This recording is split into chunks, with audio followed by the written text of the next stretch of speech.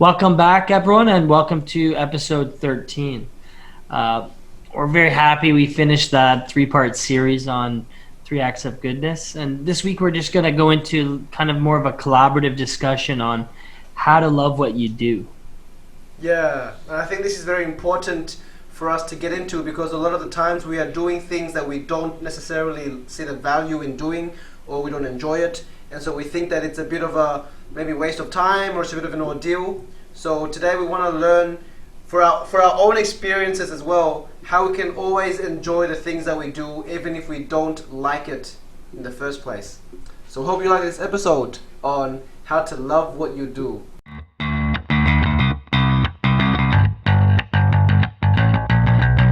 As always, let's begin the podcast with 3 rounds of deep breathing together so that we can synchronize our minds together.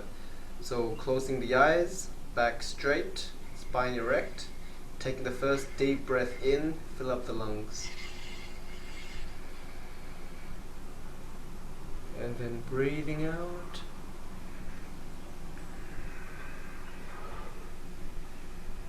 All the way out. And then second breath in.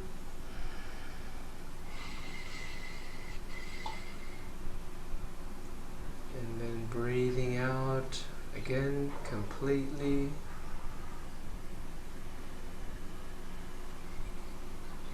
Third breath in, fill it up all the way.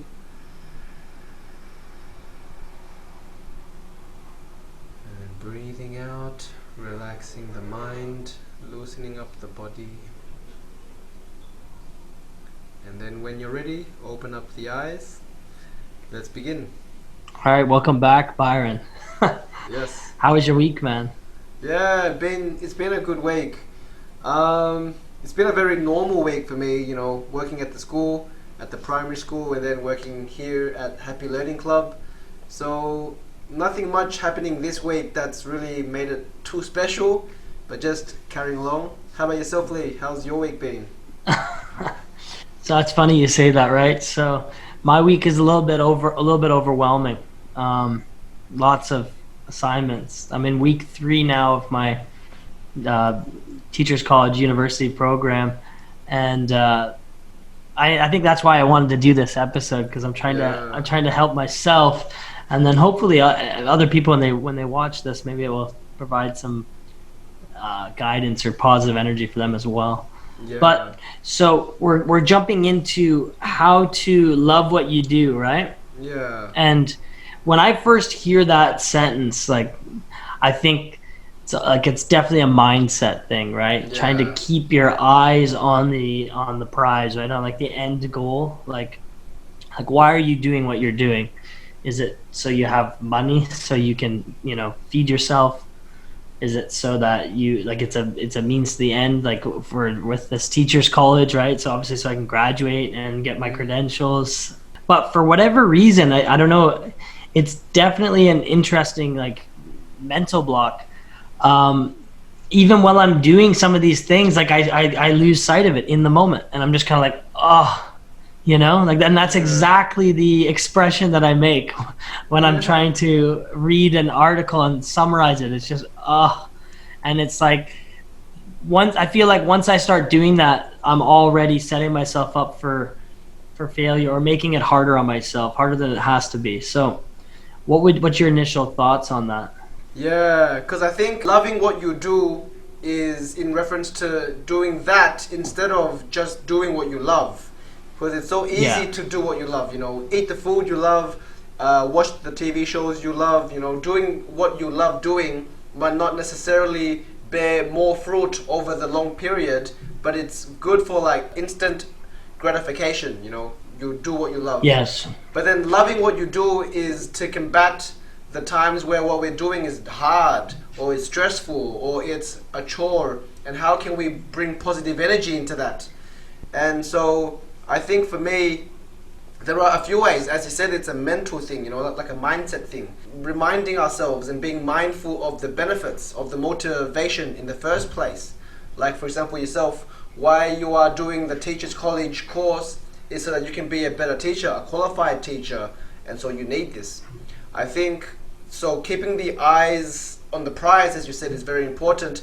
But I think the second thing that I think is equally important is if we want to love what we do, we have to do it with all our hearts, with our full heart, our whole heart. So not just like half-assing it, or not just like doing it as a means to just get it over and done with, but really putting all your attention, your focus, your heart into it makes it so much more special, and it makes the experience more holistic. It makes it more of a mindful experience, a deeper experience, and I think that is what we will enjoy in the process when we're doing it, like, taking it seriously and doing it with the right attitude.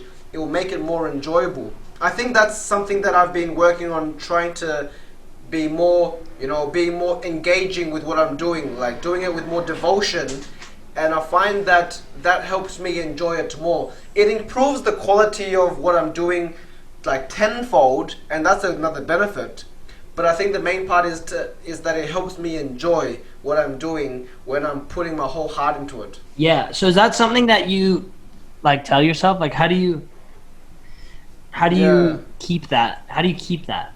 Like, how do you yeah, really cultivate that? Because you say it, and I think I will follow through on that for today.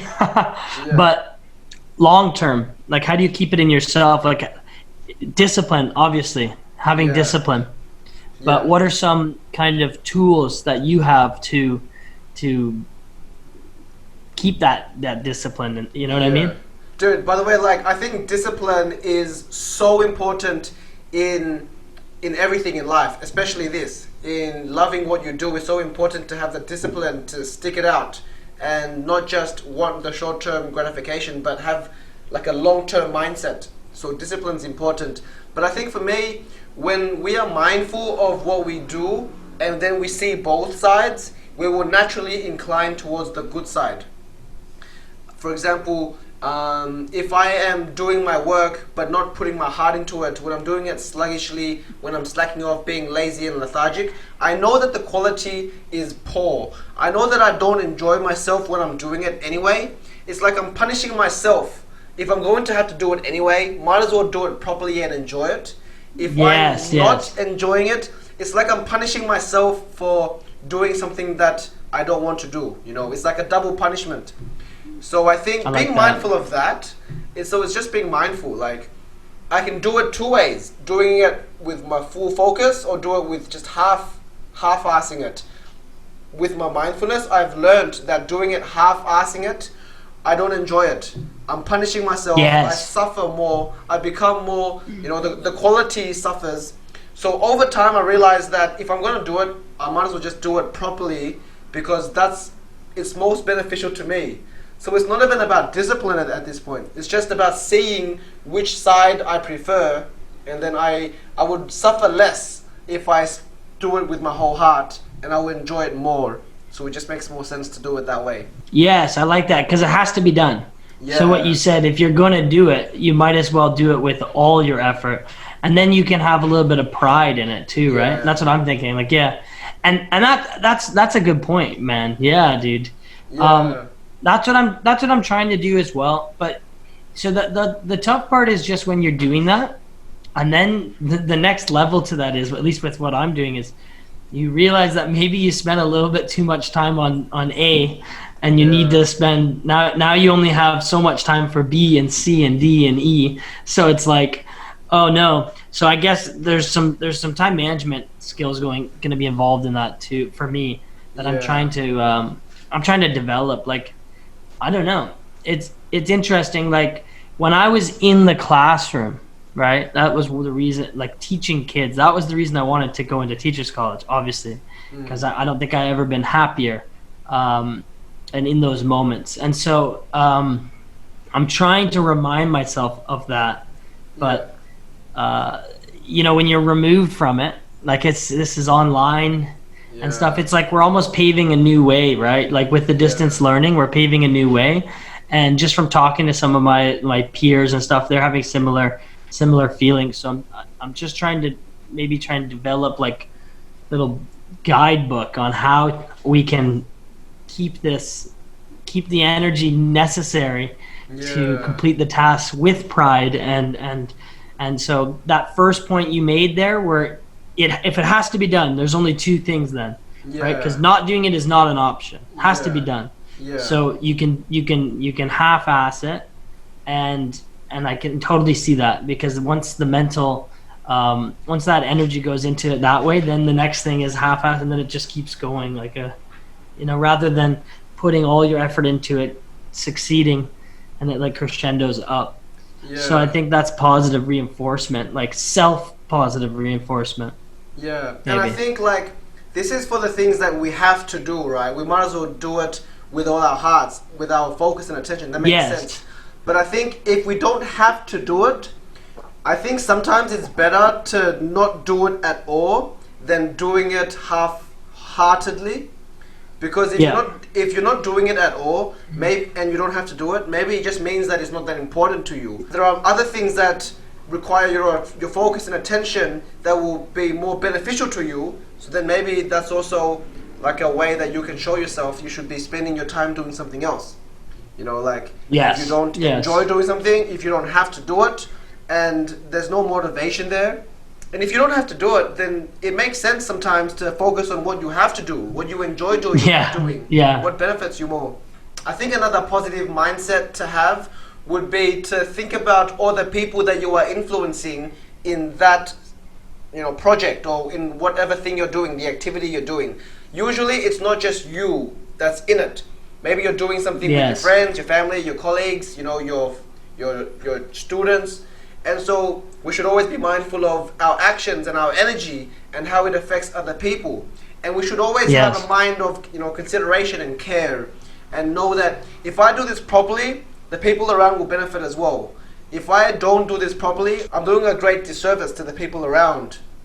And so the second part that I think makes loving what you do much easier is to care for your environment, care for the people around, and care for the people involved, whatever you're doing, wherever you are. And it will just add that bit of quality, add that bit of motivation, that bit of positive energy.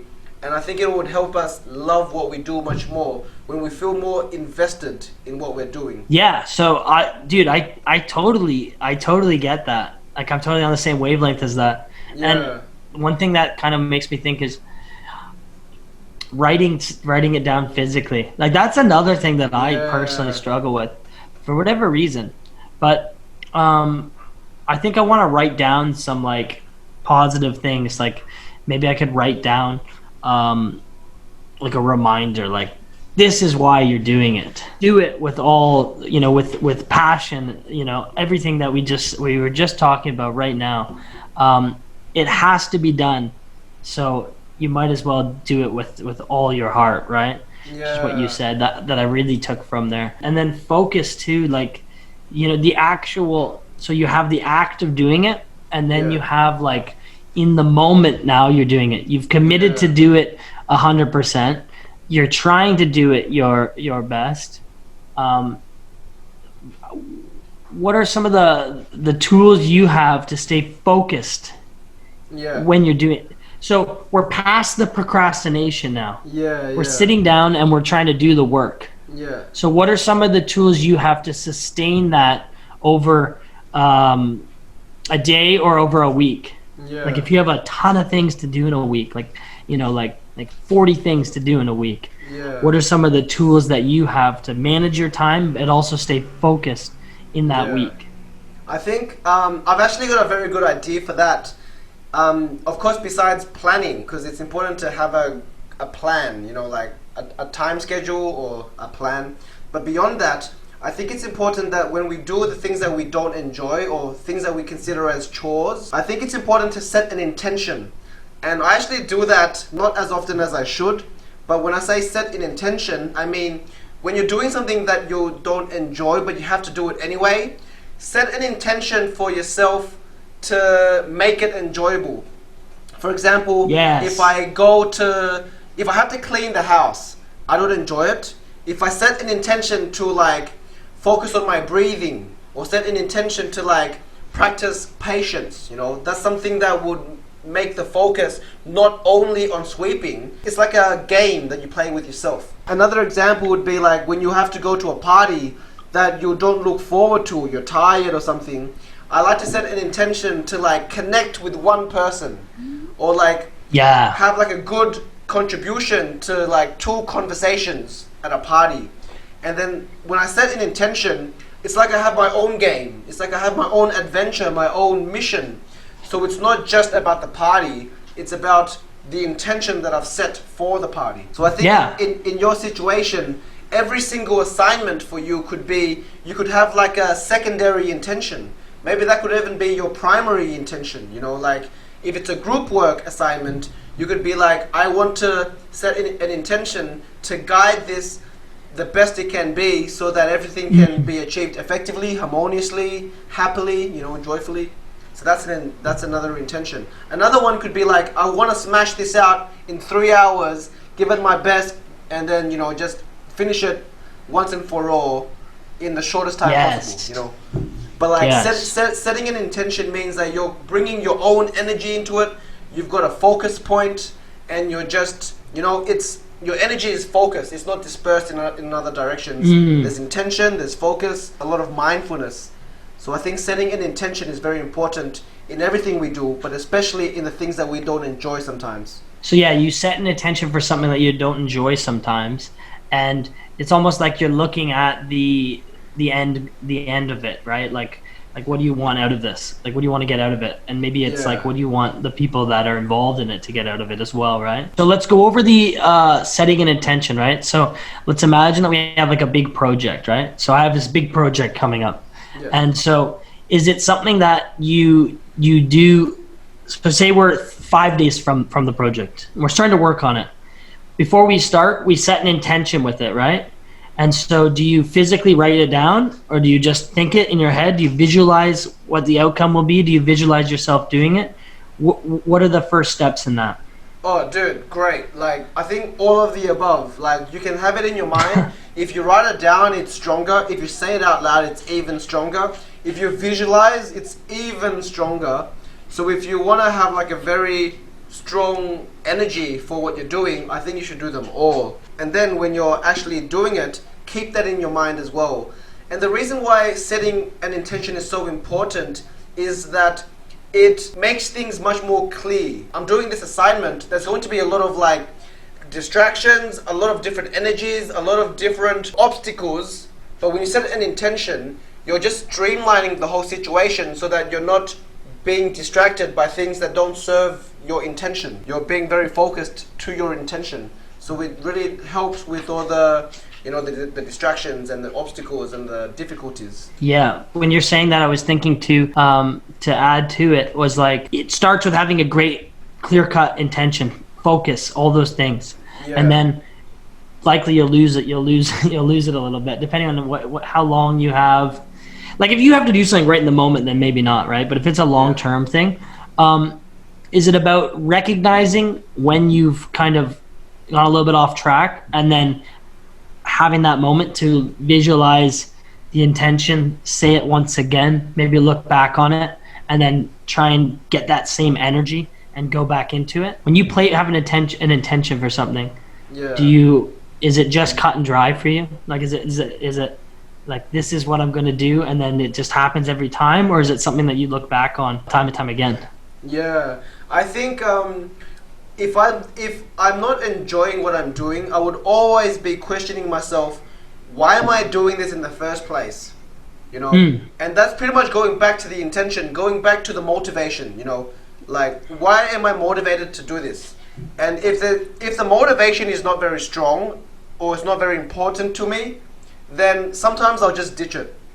But if there's a very strong reason why I have to do it, I should do it, and the motivation's there, the moment I inspire that motivation to arise back in my mind, that should be enough energy to push me forward. Because motivation serves as the catalyst when there's no energy, serves as, you know, that moment of inspiration when we are lazy or tired. We should always think back, why am I doing it in the first place? If the motivation is strong enough, then that should be enough to naturally pull us forward. If it's not, we have to refine our motivation, and by refining, we can make it speak to us more deeply, and so that we can connect with the motivation on a more powerful level. The motivation is important. The motivation drives us forward when we feel adversity and tiredness and laziness and lethargy. We haven't thought about it enough, right? Yeah. Maybe more thought needs to be put into it. Yeah. Why you're doing it and stuff. That's a good point. Yeah. You know, I'm actually starting to think, like, you know, when you have a ton of like things assigned, like for me personally, I think it's easy to go almost unconscious with it. Like you're not being mindful of your feelings and stuff, and next thing you know, you're just doing this, and then you get it done, and then you're doing something else. Your energy and everything is just kind of like you're all over the map, and then that's why it's easy. Then you can pull your phone out and, you know, you can scroll through Instagram for a second, and I go back and I'm doing this. I'm just recognizing that now in myself, like in moments, even this week, I've totally lost that conscious approach to life and to how I'm feeling. Like I'm not even listening to myself, which is interesting, because then when I finish and I get up, it's like, okay, well, I'm gonna go do a meditation or something, and I'm gonna get reset. But no, I have to do that while I'm doing the work as well. Yeah. You know, like while I'm doing the work, and that starts with the intention, as you said. Wow. Yes, dude. Yes. Nice. I like that. The biggest difference in my life from like maybe 2 years ago, is that I believe I can do it, right? Like I believe I can do pretty much anything that I want to do. I think I can do it. Before it was more like, I don't think I could do that. You know, I don't think I can do this. Now it's kind of, you know, I want to do it. But then it's about, once I've actually started doing it, it's about trying to keep that same energy in the process, because nothing is short. Like nothing is short. So, you know, I have to take what we did for this podcast and apply that to a lot more things, like a lot more things. Because I've been doing it with interactions with people. I've been doing it with, you know, my own mental health, how I'm physically feeling. I've been doing it with this podcast. That's interesting. I think you touched onto a good point, because when you're saying, like, when we're doing something that we don't enjoy, in the back of our minds, it's so easy to just, you know, not be mindful and focused and conscious, because our attitude is, I'm just waiting for this to end, you know. I just want to get this over and done with. And so we are just doing it so unfocused on it. We're so unmindful because we don't ever want to be there. Yes. I think just being mindful of that is enough to start with, to know, okay, this is what I'm like when I'm doing what I don't enjoy, but this doesn't serve me, you know. Like when I'm not mindful and I'm not conscious, if you're aware that when you're not conscious and mindful, it's not serving you, once you're aware of that, that should be enough to just pull you into being mindful, even when you don't enjoy it, because it's better than not being mindful. Yes, I really like that. It's way better than not being mindful. You know, we've already been applying that to so many things. So for me, it's about applying that now, like taking that and applying that now to what I'm doing. And I'm gonna try. I'm gonna try my best. So I think for whatever reason, like, most of the people I'm surrounded by and just been conditioned to my whole life is like that idea where you just have to do it, not enjoying it, do it. And we touched on that early on in this whole series with the embrace the grind thing. And it's like, it's not embrace the grind, like tolerate it. It's like thrive in it and do your best in it, you know. That's that perspective that I have to get back. I have to get that perspective back. I think having this conversation is helping with that already, so that's nice. I think, like, if we have to do something anyway, it makes sense to enjoy it and try your best, as opposed to not enjoying it and not trying your best. It makes sense to just enjoy it, try your best to enjoy it, if you're gonna have to do it anyway. If you don't have to do it anyway, then just don't do it. Do something else that's more worthwhile, more beneficial. But a lot of the times, we spend a lot of our lives unhappy because we're doing something we don't enjoy. Where if we just changed our perception a little bit, we would change everything. So many people don't enjoy their work, but you're at work half your life. Dude, that sucks. Like, if you don't enjoy your work, you have to fix that. That's one of the biggest problems in life, I think, is not enjoying your work, or really suffering your work. You know, like, you're there for about 40 to 50 hours a week. You want to enjoy there Otherwise, every moment that you're at work, you're thinking of somewhere else, doing something else, going someplace else. And that's not a life that you want to live, definitely. And so that's about not letting those negative thoughts in. Yeah. Because the second you start telling yourself you're not enjoying it, or telling yourself that this is overwhelming, then it becomes overwhelming. And you don't enjoy it. Again, if you have to do it anyways, I have to do it anyways, I can enjoy this. Like, this is something that I can learn to love. Yeah. You know? Yeah. This is something I can learn to love. Yeah. And another thing, Lee, I think is important for everyone, myself included, is to not be too hard on yourself, you know? Like, don't expect too much for yourself, because sometimes I'll say, like, I'll set a very high target, like I want to finish all my assignments by the end of the day. And then when I'm only halfway through, but the time's really late, you know, sometimes I'll freak out, you know, like I haven't achieved my goal for the day. I think it's important to be gentle with yourself. You know, think of it as a long-term thing.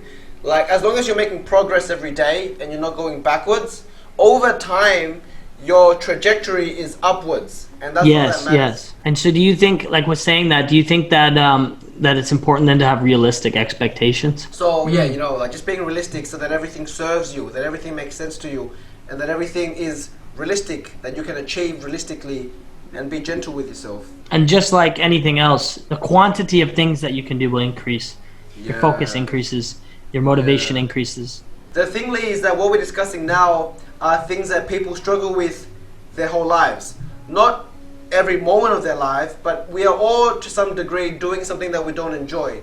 And if we can learn to care for it, if we can learn to enjoy it, see the benefit of it, be mindful and not run away, we can make the experience so much better. And if we can learn to do that, we can apply that skill to every facet of our lives, and it'll make the whole life so much more enjoyable. But the skill set is learning how to, you know, change the lens, how to love what you do, see the benefit. It's a skill set. Once you can learn to love what you do, you can learn to love everything. You can learn to love everyone. You can learn to love every place and time, you know. It's learning how to make that adjustment in your perception. Then you can apply that trick, that skill set to everything in life. Just to wrap it up, you know, this has been a really good collaborative discussion here, Byron. I think the first point that we came to was to set an intention. And then the second point was, if you are losing sight of it, remind yourself of that intention and find that motivation in that. And then the third one is, if you have to do it, you might as well do it with all your heart and try your best, because the second you stop doing that, then you start letting that different kind of energy in. And then the last one was to just be kind to yourself, which I think I needed a little bit of a reminder there, because it's really easy to be hard on yourself, and you start beating yourself up without even realizing it. So be kind to yourself. And I just want to say that it's so important that we care for what we do, you know, show care for the people around, for the environment, for the project, for whatever we're doing. And by showing care in what we're doing, we're making the task more than just about ourselves, you know. It's what's in it for everyone, for everything, for the world. Alright guys, hope you liked this collaborative discussion on how to love what you do. We'd love to hear about what you think. What are some struggles you have when you're having to do the things you don't enjoy, and how do you overcome that and deal with that? We really want to hear your stories and your experiences, and maybe some tips you might have, so that we can incorporate that into our own practice. Once again, hope you liked this week's podcast, and we'll see you again next week. Thanks everyone. Bye-bye.